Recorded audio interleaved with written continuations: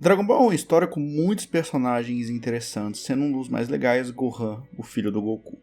Gohan é apresentado pela primeira vez em Dragon Ball Z. Ele é o tímido, gentil, mas muito poderoso filho do protagonista. Com Gohan, Akira é bem inteligente, porque o comum desses clichês de filho de protagonista é que eles trilhem os passos do pai, porque eles também almejam a grandeza. Se vamos pegar como exemplo o mais óbvio possível, nós temos Boruto, o filho do Hokage, que também quer ser um grande ninja, e realmente ele vem se tornando um a cada dia. O Gohan ele é diferente, muito por influência de sua mãe. O Gohan acaba almejando ser um cientista, um professor, um pesquisador, alguma coisa assim do tipo, mais ou menos. Ele quer ser um nerdola. Tudo menos um lutador. E no fim, bom, ele consegue, o Gohan realmente se torna um professor, ou um cientista, um pesquisador, whatever. Você já entendeu, uma profissão científica no geral. O Gohan não cresceu com o desejo de lutar em seu coração. Essa falta de espírito de luta foi uma grande parte de seu desenvolvimento como personagem. Durante a luta com o Nappa, o Gohan estava com muito medo de lutar com ele devido a temer por sua vida e não querer se machucar, o que o impediu de atacar Nappa quando ele teve a chance de causar grandes danos ao inimigo. Esse seu medo também ocasionou indiretamente na morte de Piccolo. Foi só quando o Goku gritou com ele por ser um medroso, entre aspas, que o personagem parece ter entendido o que deveria fazer. Gohan percebe no final do arco Saiyajin que o seu próprio bem-estar, o seu próprio conforto, não valem de nada se a vida de outras pessoas está em risco. Todos no campo de batalha foram para ele sabendo que a morte poderia ser o resultado da luta, mas nenhum deles desistiu, nenhum deles fraquejou. Então por que só Gohan deveria fazer isso? A resposta é: ele não deveria. É com esse pensamento que o personagem parte rumo a Namekusei. Ele não era o herói escolhido, mas ele era o herói necessário, e ele já havia entendido isso, já que o próprio brigou com sua própria mãe para que ela o deixasse ir. O Gohan poderia ficar em casa? Bom, ele poderia, afinal ele é só uma criança de, 5 anos, mas ele era um garoto forte demais para se esconder, e ele sabia disso. Quando Gohan vai a Namekusei, há um ponto bem importante. Ele não perdeu o seu medo, ele só o suprimiu, e isso também ocasiona um ponto-chave do seu personagem. Essa supressão é o que o impede de realmente liberar toda a sua força. Ele precisa se livrar do medo para deixar a sua raiva sair. Ao fazer isso, ele se torna exatamente o que a Terra precisa, um defensor imparável. Ele é o único guerreiro Z que tem pulsos de raiva, mas que não é um lutador de coração. Então, a saga Cell chega. Desde o início de Dragon Ball, Gohan é tratado como um garoto com um imenso poder oculto, mas que nunca conseguiu despertá-lo de fato. Essa seria a hora. A luta Gohan vs Cell é tão emblemática não só pela porradaria em si, mas por todo o contexto dela. Vamos voltar ao personagem do Cell, o guerreiro perfeito, a mistura de DNA dos maiores guerreiros do universo. E como o personagem, em cada forma, assume um lado de uma personalidade parecida com um dos DNAs implantados nele. Em sua forma imperfeita, Cell é um guerreiro fraco. Ele perderia se ele tentasse peitar todos os guerreiros de uma vez. Então, ele toma a decisão lógica: se esgueirar, se camuflar, avançar com cuidado, analisar seus oponentes, algo que lembra muito o Piccolo, um dos DNAs implantados em Cell.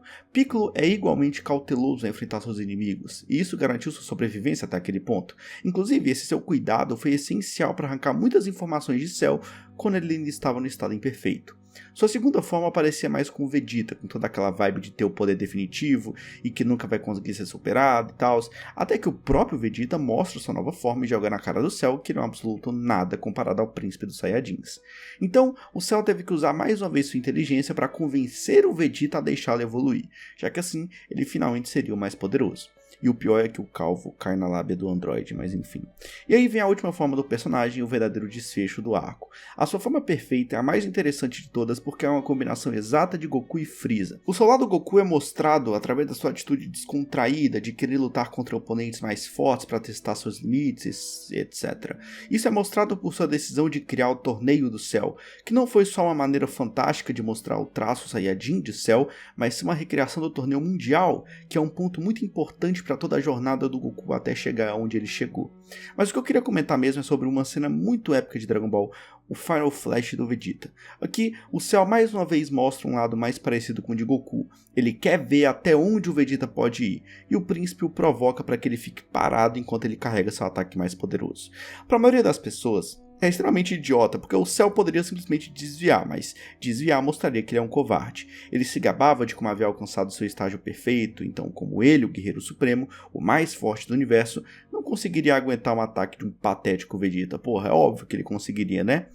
ou pelo menos deveria conseguir. O Cell ficar imóvel é totalmente condizente com seu personagem, porque não só reflete um pouco da arrogância do próprio Vegeta, como do desejo de ver seus inimigos mais poderosos para ter uma grande luta, que reflete muito no personagem do Goku.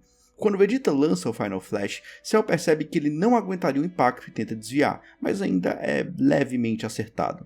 É isso que torna essa cena tão épica. Nós, como público, sabemos que o Goku e Gohan ainda têm que lutar, então seria impossível para o Akira matar o Cell naquele Final Flash, mas ao mesmo tempo, nós esperamos para ver se Vegeta vai fazer algo.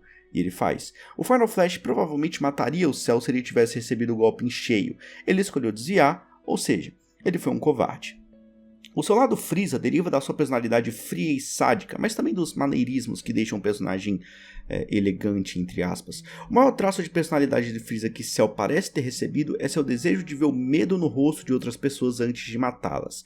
Isso é muito parecido com quando Frieza decidiu se transformar em sua forma final para ver o medo no rosto de Vegeta, Gohan, Piccolo e Kuririn, mesmo sabendo que ele poderia facilmente os matar em sua terceira forma.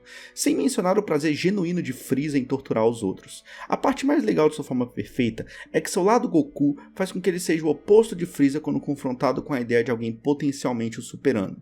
O Frieza não permitiria que seus inimigos ficassem mais fortes, por isso ele destruiu o planeta Vegeta. Mas o Cell não tinha apenas DNA de Frieza, ele tinha o DNA Saiyajin, ele tinha o DNA de Goku, e por isso ele ficava empolgado com a oportunidade de ter uma boa luta. O Cell reflete o lado de Goku que todos os guerreiros temem, o lado que poupa aqueles que podem trazer a destruição para a Terra. Se Cell realmente quisesse, ele poderia ter matado todo mundo ali, mas ao invés disso, ele faz exatamente o que o Goku faria em seu lugar, um torneio de artes marciais, e no final, ele acabou pagando o preço. Ele foi morto. Se Cell tivesse a aparência de Goku, ele provavelmente seria meu personagem favorito de Dragon Ball, mas infelizmente ele não tem. Essa simbiose de personalidade foi perfeita para a saga, porque tanto Cell quanto Goku intencionalmente ajudam Gohan a chegar a todo o seu poder. O fato de Cell ter um torneio que Gohan acreditava ser inútil foi o que tornou Gohan capaz de alcançar o Super Saiyajin 2. Gohan teve que enfrentar um reflexo de seu próprio pai, um homem com uma grande convicção e que não poderia ser mudado por palavras. Quando Goku coloca algo na cabeça, ele faz, não importa as consequências. Isso é ainda mais reforçado quando ele decide ficar morto no final do arco, mesmo com as esferas podendo reviver. Ele prefere treinar, e não há nada que Gohan ou Tite digam que vai mudar o que ele pensa. Quando Gohan chega para lutar contra Cell, ele não parece muito confiante com o resultado da luta, mas ele é literalmente a única pessoa que pode tentar derrotar o inimigo.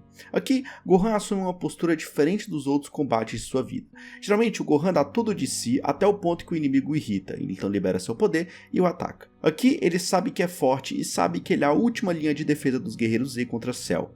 Por ser o homem dominante da situação, Gohan tenta convencer Cell a parar com a luta, porque, segundo ele, o torneio era inútil. Por causa dessa atitude, algumas pessoas interpretam que Gohan é uma espécie de pacifista, mas na verdade ele nunca apresentou um comportamento do tipo na obra.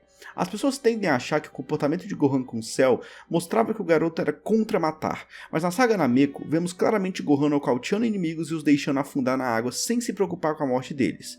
Mas é preciso separar o seguinte: não querer fazer algo não significa que você não vá fazer esse algo. Quantas vezes você já não acordou aí querendo não ir para a escola ou não ir para o trabalho? Então, na maioria dessas vezes você foi, não é? Então, exatamente. É a mesma coisa. Você não quer, mas vai mesmo assim. Ou seja, falar que a luta era inútil e que ele não queria matar Cell não significa que Gohan não o mataria. Na verdade, quando ele viu seus amigos sendo espancados pelos Cell Juniors, Gohan claramente expressa uma vontade de derrotar o vilão. E ele sabe que derrotar o Cell naquele ponto, ele teria que matá-lo. Gohan diz que o torneio é inútil porque ele se vê preso em apenas duas alternativas. Ele não sabe como liberar seu poder, então o plano de seu pai não daria certo e Cell não teria a satisfação de uma boa luta. Então, para Cell, seria um resultado ruim. Se Gohan conseguisse despertar o seu poder, ele sabia que o Cell seria morto, o que também não era um resultado bom para o androide. Ou seja, em ambos os cenários, o Cell perderia. Não necessariamente fisicamente, mas moralmente ele não teria a luta que almejou. Ou então seria morto. Abertamente falar que não quer matar ou que a luta é inútil não contradiz o caráter previamente estabelecido de Gohan, já que ele sempre foi retratado como um garoto gentil e bem educado que só lutava por necessidade. Ele nunca buscou uma satisfação pessoal lutando como Goku fazia, ele só queria que as coisas voltassem a ser pacíficas, e se para isso acontecer ele tivesse que lutar, Então assim seria. Só quando o Android 16 é morto, Gohan tem o gatilho que desperta todo o seu poder. O objetivo do discurso do Android 16 não é fazer Gohan perceber coisas que ele não sabia, mas sim dar a Gohan uma razão para se preocupar com sua morte. Ao ouvir as palavras sinceras do 16 de motivação e apelo para proteger a natureza e aqueles que ele amava, o Gohan agora pode se sentir genuinamente chateado com a perda de alguém que ele considerava gentil, alguém que era muito parecido com ele. Gohan percebeu que, se sua atitude se mantivesse e ele tivesse pena de alguém como Cell, o inimigo não o pouparia e ele teria o mesmo destino do Android. Ou pior, ele veria os seus amigos e familiares morrendo em sua frente. A morte do 16 foi o empurrão final que Gohan precisava, e é o que leva a extrair com sucesso todo o seu potencial e matar o Android. O Gohan sabia que o Cell não era como o Freeza, que almejava a morte de seus inimigos, por isso o garoto tenta convencê-lo com palavras. Infelizmente o Cell era muito mais parecido com Goku do que Gohan imaginava, e como disse o Android 16, alguns homens não podem ser convencidos com palavras.